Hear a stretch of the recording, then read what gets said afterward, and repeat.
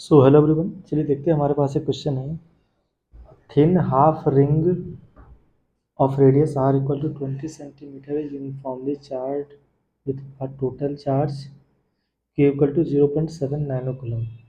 Find the magnitude of electric field strength at the curvature of this half ring. Okay, तो चलिए देखते हैं इस क्वेश्चन में क्या बोल रहा है। इस क्वेश्चन में बोल रहा है कि हमारे पास एक हाफ रिंग है। ओके, ऐसा ना, एक हाफ रिंग है, हाफ। ओके, ये हाफ रिंग है, यूनिफॉर्मली चार्ज है, ये पूरा यूनिफॉर्मली चार्ज है। इस पे टोटल चार्ज सपोज इस सेंटर है, टोटल चार्ज इस पे जो क्यू है ये 0.7 नैनो कूलम गिवन है। अब इस पूरे चार्ज की वजह से हमें इलेक्ट्रिक फील्ड निकालना है। इलेक्ट्रिक फील्ड कहाँ पे निकालना है? इसके सेंटर पे निकालना है, यहाँ पे। ठीक है, अब देखिए इलेक्ट्रिक फील्ड, अगर मैं बोलूँ अगर छोटा सा एलिमेंट, सपोज मैं यहाँ पे अगर कोई भी छोटा सा एलिमेंट ले रहा हूँ, ये सपोज मैं एक छोटा सा एलिमेंट ले रहा हूँ, तो इस छोटे से एलिमेंट की वजह से जो इलेक्ट्रिक फील्ड होगा, यहाँ पे इलेक्ट्रिक फील्ड किधर होने वाला है? अगर बोलो इसकी वजह से इलेक्ट्रिक फील्ड किधर होने वाला है? इलेक्ट्रिक फील्ड जो होगा अपने से दूर इधर होगा इलेक्ट्रिक फील्ड। सिमिलरली अगर ऐसा ही आइडेंटिकल एलिमेंट अगर मैं यहाँ पे लूँ, तो इसकी वजह से इलेक्ट्रिक फील्ड किधर होगा? अपने से डाउनवर्ड इधर होगा, इधर होगा इलेक्ट्रिक फील्ड। अब देखिए ये दोनों इलेक्ट्रिक फील्ड का जो दो कंपोनेंट, ये सपोज इलेक्ट्रिक फील्ड कम ही होगा, उसको हम लोग DE1 से लिख सकते हैं, और ये DE2 है। तो दोनों का इलेक्ट्रिक फील्ड का दो कंपोनेंट आने वाला है।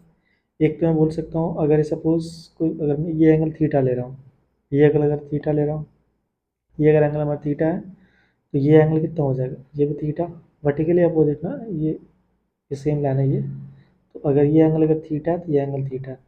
सिमिलरली अगर ये एंगल थीटा है तो ये वाला भी एंगल थीटा ही होगा। दोनों आइडेंटिकली लिया हूँ मैं, DQ, तो ये भी थीटा, तो ये भी एंगल हमारा थीटा ही होगा। तो DE1 का दो कंपोनेंट आ रहा है, एक इधर इधर जो कंपोनेंट आने वाला है, ये क्या आने वाला है? DE2 cos theta two, DE2 cos theta two. Similarly DE1 का इधर जो कंपोनेंट आने वाला है, इधर इधर जो कंपोनेंट आएगा ये आने वाला है DE1 cos थीटा 1। और इधर हॉरिजॉन्टल में दोनों कंपोनेंट आने वाला है, DE1 का आने वाला है DE1 साइन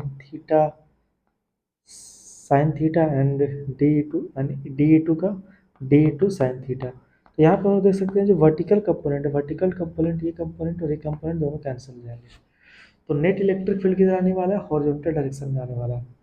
तो नेट इलेक्ट्रिक फील्ड अगर हमें निकला है, लेकिन निकालना है, तो ई नेट, अगर हम पूछे नेट इलेक्ट्रिक फील्ड क्या आने वाला है, नेट इलेक्ट्रिक फील्ड जो होगा एक्स हॉरिजॉन्टल के लिए होगा, जो होगा 2DE1, और सिंपली डी ले सकता हूँ।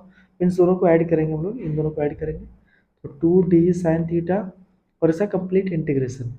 ओके, इंटीग्रेशन कहाँ से कहाँ होने वाला है? देखिए इस थीटा का लिस्ट वैल्यू कितना पॉसिबल है? ये डी क्यू, ये जो डी क्यू है, डी क्यू कहाँ से स्टार्ट हो रहा है? मतलब बोल सकते हैं थीटा का जीरो वैल्यू, जब डी क्यू एकदम यहीं पे होगा, डी क्यू यहाँ पे होगा, इस केस में थीटा जीरो होगा। और डी क्यू जब फाइनली यहाँ पे आने वाला है, यहाँ थीटा कितना बन जाएगा टोटल? यहाँ पे 90 डिग्री। तो थीटा कहाँ से कहाँ वैरी करने वाला है? जीरो से लेकर के 90 डिग्री। ओके, अब डी, तो यहाँ से हम लोग निकाल सकते हैं 2D, 2 कॉमन बाहर निकाल सकते हैं, डी साइन थीटा। ओके, अब अगर मैं डी का वैल्यू लिखूँ, डी क्या है? इस छोटे से, ये जो छोटा सा एलिमेंट है इसकी वजह से इलेक्ट्रिक फील्ड, इस पे चार्ज अगर सपोज डी क्यू है, तो डी क्यू का वैल्यू क्या होगा? टोटल चार्ज सपोज अगर Q, Q upon total length, charge per unit length into ये लेंथ, और ये लेंथ कितना होगा? Are D theta. देखो अगर ये एंगल अगर थीटा है ना, तो ये छोटा सा एंगल कितना होने वाला है? D theta. ये छोटा सा एंगल डी थीटा, और तो ये लेंथ कितना होगा? कितना होता है? आर डी थीटा, सबको पता ही है ये R D theta. Okay, R R cancel, तो यहाँ से डी क्यू का वैल्यू कितना आ गया? डी क्यू आ गया हमारे पास Q D theta upon pi. Okay, तो डी का वैल्यू हमें बस यहाँ पुट कर देना है, सॉरी डी क्यू आया, तो डी का वैल्यू क्या होगा? इलेक्ट्रिक फील्ड का formula K Q by R square.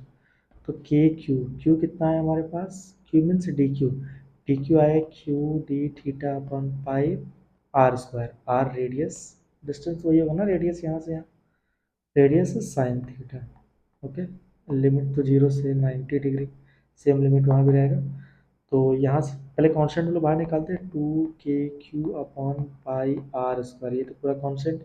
Sign theta का integration minus cos theta, sine theta का integration minus cos theta, and angle कहाँ से कहाँ वैरी कर रहा है? 0 से लेकर के 90 डिग्री।